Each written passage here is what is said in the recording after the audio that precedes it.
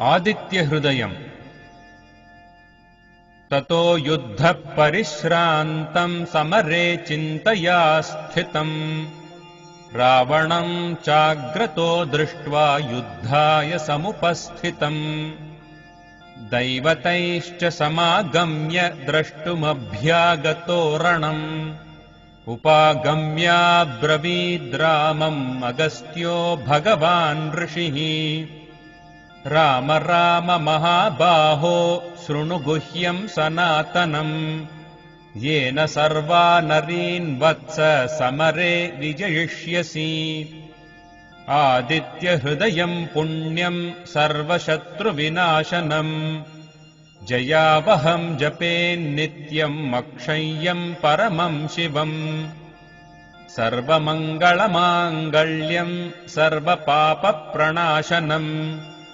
चिन्ताशोकप्रशमनम् आयुर्वर्धनमुत्तमम् रश्मिमन्तम् समुद्यन्तम् देवासुरनमस्कृतम् पूजयस्व विवस्वन्तम् भास्करम् भुवनेश्वरम् सर्वदेवात्मको ह्येषः तेजस्वी रश्मिभावनः एष देवासुरगणान् लोकान् पाति गभस्तिभिः एष ब्रह्मा च विष्णुश्च शिवस्कन्दः प्रजापतिः महेन्द्रो धनदः कालो यमः सोमो ह्यः पाम्पतिः पितरो वसवः साध्या ह्यश्विनौ मरुतो मनुः वायुर्वह्निः प्रजाप्राणा ऋतुकर्ता प्रभाकरः आदित्यः सविता सूर्यः खगः पूषा गभस्तिमान् सुवर्णसदृशो भानुः हिरण्यरेता दिवाकरः हरिदश्वः सहस्रार्चिः सप्तसप्तिर्मरीचिमान् तिमिरोन्मथनः शम्भुस्त्वष्टा मार्ताण्ड अंशुमान्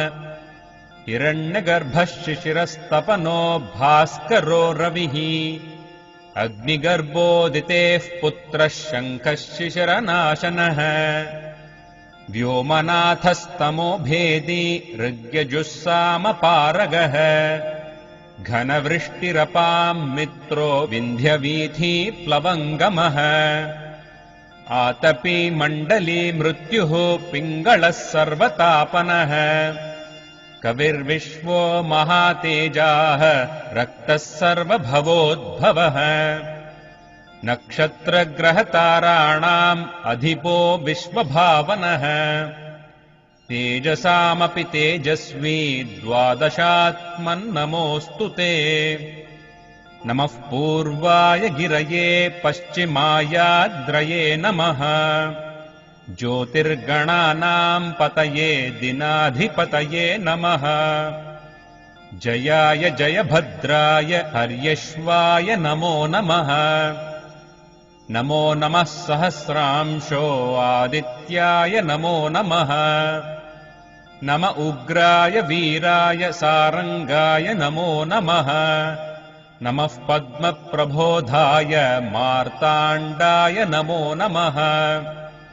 ब्रह्मेशानाच्युतेशाय सूर्यायादित्यवर्चसे भास्वते सर्वभक्षाय रौद्राय वपुषे नमः तमोघ्नाय हिमघ्नाय शत्रुघ्नायामितात्मने कृतघ्नघ्नाय देवाय ज्योतिषाम् पतये नमः तप्तचामीकराभाय वह्नये विश्वकर्मणे नमस्तमोभिनिघ्नाय रवये लोकसाक्षिणे नाशयत्येष वैभूतम् तथैव सृजति प्रभुः पायत्येष तपत्येष वर्षत्येष गभस्तिभिः एष सुप्तेषु जागर्ति भूतेषु परिनिष्ठितः एष एवाग्निहोत्रम् च फलम् चैवाग्निहोत्रिणाम् वेदाश्च क्रतवश्चैव क्रतूनाम् फलमेव च यानि कृत्यानि लोकेषु सर्व एष रविः प्रभुः येन मापत्सु कृच्छ्रेषु कान्तारेषु भयेषु च कीर्तयन् पुरुषः कश्चिन्नावसीदति राघव पूजयस्वैनमेकाग्रो देवदेवम् जगत्पतिम् एतत्त्रिगुणितम् जप्त्वा युद्धेषु विजयिष्यसि अस्मिन् क्षणे महाबाहो रावणम् त्वम् वधिष्यसि एवमुक्त्वा तदागस्त्यो जगाम च यथागतम् एतच्छ्रुत्वा महातेजा नष्टशोको भवत्तदा धारयामास सुप्रीतो राघवः प्रयतात्मवान् आदित्यम् प्रेक्ष्य जप्त्वा तु परम् हर्षमवाप्तवान् त्रिराचम्य शुचिर्भूत्वा धनुरादाय वीर्यवान् रावणम् प्रेक्ष्य हृष्टात्मा युद्धाय समुपागमत् सर्वयत्नेन महता वधे तस्य धृतोऽभवत् अथ रविरवदन्निरीक्ष्य रामम् मुदितमनाः परमम् प्रहृष्यमाणः निशिचरपतिसंक्षयम् विदित्वा सुरगणमध्यगतो वचस्त्वरेति।